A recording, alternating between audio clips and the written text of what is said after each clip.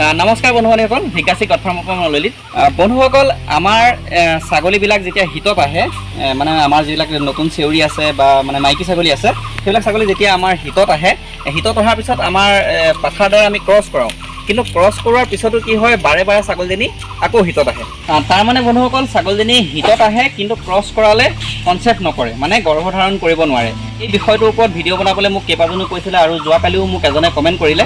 সেইকাৰণে ভাবিলোঁ এই বিষয়টোৰ ওপৰত ভিডিঅ' এটা বনাওঁ। গতিকে বন্ধুসকল, ভিডিঅ'টো স্কিপ নকৰি সম্পূৰ্ণকৈ চাওক। আশা কৰোঁ ভিডিঅ'টো আপোনালোকৰ ভাল লাগিব। এই বেমাৰটো হোৱাৰ 3টা মূল কাৰণ আছে বন্ধুসকল। গতিকে এই ভিডিঅ'টোত মই 3টা মূল কাৰণৰ বিষয়ে ক'ম, মানে কি কাৰণে এই বেমাৰটো হয়। কাৰণ বন্ধুসকল, যদি আপোনালোকে কাৰণটো যদি জানি লয়, তেতিয়া কি হ'ব, আপোনালোকে এই বেমাৰটো হোৱাত বাধা দিব পাৰিব। গতিকে তাৰে ভিতৰত প্ৰথমটো হৈছে বন্ধুসকল, আপোনাৰ যেতিয়া ছাগলীজনী ঘৰত জন্ম হৈছে বা আপুনি য'ৰ পৰাই নানক, যেতিয়া আপোনাৰ ছাগলীজনী নেকি বয়স হোৱা নাই, ধৰি লওক এজনী চেউৰী ছাগলী যদি আমাৰ লোকেল ছাগলী হয়, তেতিয়া আমি 7 মাহৰ পৰা 8 মাহৰ ভিতৰত ক্ৰছ কৰালে ভাল, বা তাতকৈ যদি আমি বেছি ৰাখিব পাৰোঁ খুবেই ভাল। কিন্তু সকলোৱে ভাবে যে সোনকালে পোৱালি হওক, তেতিয়া সোনকালে ক্ৰছ কৰাই দিয়ে। কিন্তু এইটো সৰু অৱস্থাত কৰাব নালাগে। কমচে কম 7 মাহ লোকেল ছাগলী হ'ব দিব লাগে, 8 মাহ হ'লে ভাল। কিন্তু যদি আপুনি 9 মাহমান ৰাখিব পাৰে তেতিয়া আৰু ভাল। তেতিয়া কি হয়, প্লাছ পইণ্ট কি হয়, আপোনাৰ ছাগলীজনী এনেকুৱা প্ৰব্লেমবিলাকতো নাহে, মানে এইটো আচলতে বাজি বুলি কয়, এটা শব্দ ক'বলৈ গ'লে বাজি ছাগলী হৈ যায়। গতিকে এই বাজি ছাগলী নহয়।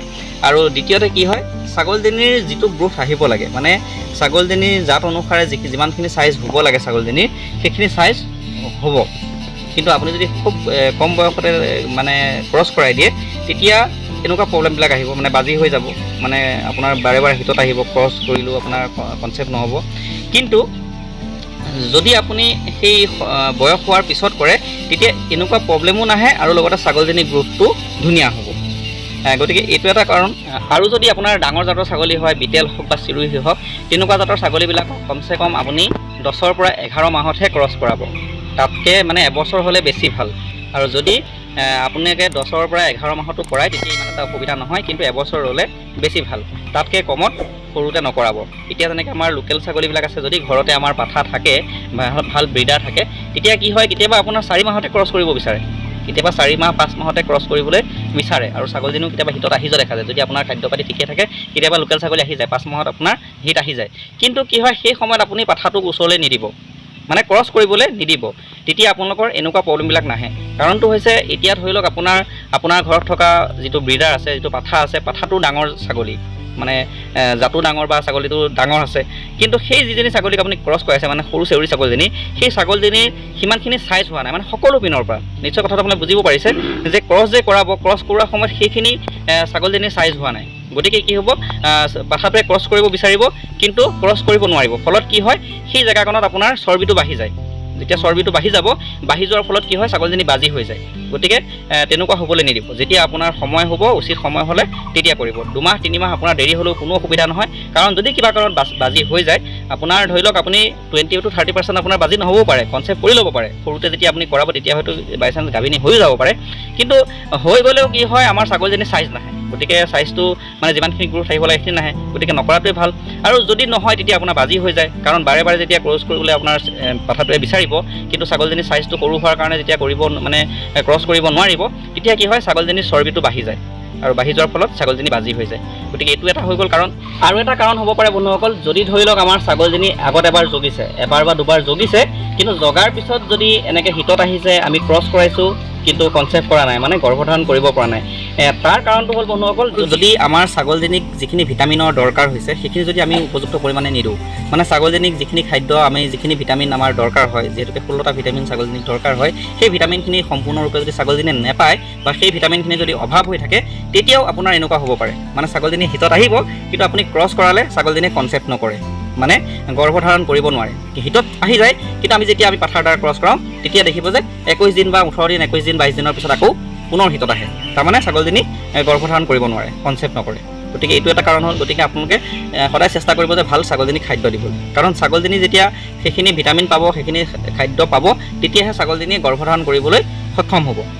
আৰু এটা কাৰণ হ'ব পাৰে বন্ধুসকল, যেনেকৈ আপোনালোকৰ ভিটামিনৰ অভাৱত এইটো হৈছে, মানে ভিটামিনৰ অভাৱত কনচেপ্ট কৰিব নোৱাৰে, তেনেকৈ যদি আপুনি অভাৰ ভিটামিন দিয়ে ছাগলীক, যেনেকৈ আপোনাৰ চেউৰী ছাগলীবিলাক আছে, মানে যিবিলাক মাইকী ছাগলী পোৱালি আপোনালোকৰ ঘৰত জন্ম হ'ব, সিহঁতক যদি বেছি শকত কৰিবলৈ যদি আপুনি অভাৰকৈ যদি ভিটামিন দিয়ে, তেতিয়া চৰ্বিটো বাঢ়ি যাব আৰু তাৰ ফলতো কনচেপ্ট নকৰিব পাৰে, আমাৰ ছাগলীজনী বাজি হৈ যাব পাৰে।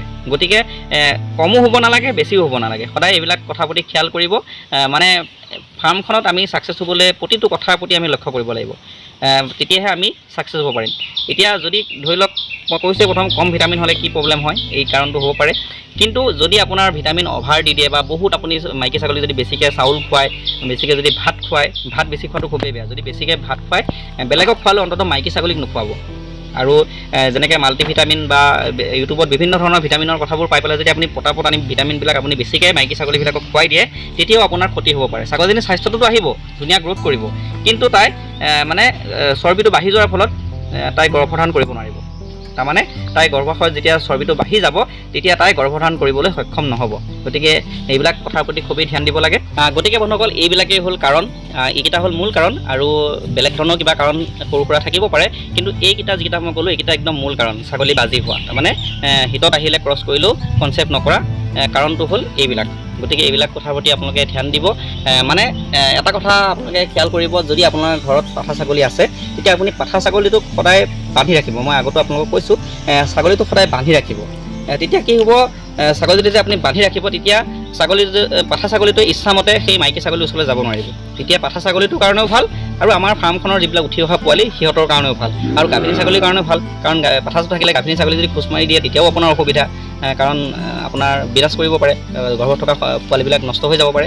গতিকে পাঠাটো সদায় বান্ধি ৰাখিবলৈ চাব, আৰু ছাগলীক সদায় বয়স অনুসাৰেহে আপোনালোকে মানে ক্ৰছ কৰাব। যদি কিবা কাৰণত 5 মাহৰ ভিতৰত আহিও গৈছে, তেতিয়া আপোনালোকে ক্ৰছ নকৰাব। মানে আপুনি এদিন দুদিন আপুনি বান্ধি থৈ দিব ছাগলীজনী, পাঠাটোৰ ওচৰলৈ যাবলৈ নিদিব, তেতিয়া নিজে নিজে লাহে লাহে ঠাণ্ডা হৈ যাব। যেতিয়া আপোনাৰ বয়স হ'ব, সময় হ'ব, তেতিয়া আপোনালোকে ক্ৰছ কৰাব, আৰু তেতিয়া ধুনীয়া ফল পাব। গতিকে বন্ধুসকল, এইবিলাকেই আশা কৰোঁ যিকেইজনে এই কমেণ্টটো কৰিছিলে বা সুধিছিলে, সেইসকলে যদি ভিডিঅ'টো চাই আছে, তেনেহ'লে উত্তৰটো নিশ্চয় পাইছে। আৰু মই পিছত আপোনালোকক যদি কিবা কাৰণত বাজি হৈ যায়, তেতিয়া বাজি হৈ গ'লে কেনেকৈ ঠিক কৰিব লাগে সেই বিষয়ে মই ভিডিঅ' এটা পিছত বনাই পেলাই দেখুৱাম। আজি মই পথাৰত কাম কৰি আছোঁ আৰু ভাগৰো লাগিছে, অকণমান সময় গছৰ তলত জিৰাইছোঁ। গতিকে সেই মেছেজটো পাই পেলাই মই কাৰণসমূহ জনালোঁ বন্ধুসকল। আশা কৰোঁ ভিডিঅ'টো আপোনালোকৰ ভাল লাগিল আৰু কিছু উপকৃত হ'ব পাৰিব। যদি ভিডিঅ'টো ভাল লাগিছে, আপোনালোকৰ ভিডিঅ'টো এটা লাইক কৰিব, আৰু যিসকলে মোৰ চেনেলটো নতুনকৈ চাই আছে, সেইসকলে চেনেলটো ছাবস্ক্ৰাইব কৰি পেলাই লগত থকা বেল একাউণ্টটো দবাই থৈ দিব। আৰু যদি কিবা সুধিব লগা থাকে, তেতিয়াহ'লে কমেণ্ট ছেকশ্যনত গৈ কমেণ্ট কৰিব। মই সকলো কমেণ্টৰ উত্তৰ দি আহিছোঁ বন্ধুসকল, আপোনাৰ কমেণ্টৰ উত্তৰ মই নিশ্চয় দিম। তেন্তে আজিলৈ ইমানেই বন্ধুসকল, কাইলৈ পুনৰ লগ পাম এটা নতুন বিষয়ৰ সৈতে। জয় অসম, নমস্কাৰ।